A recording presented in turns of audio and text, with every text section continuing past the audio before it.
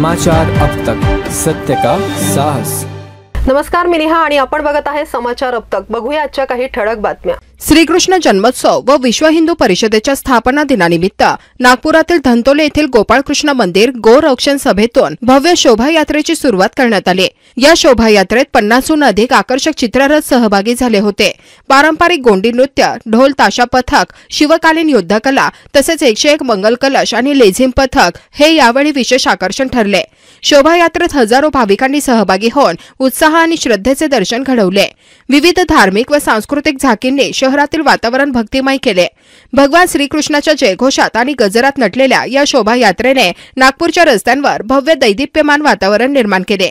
विश्व हिंदू परिषदेच्या स्थापनेला देखील आज विशेष महत्त्व लाभले असून समाजातील सर्व घटकांचा सहभाग पाहायला मिळाला।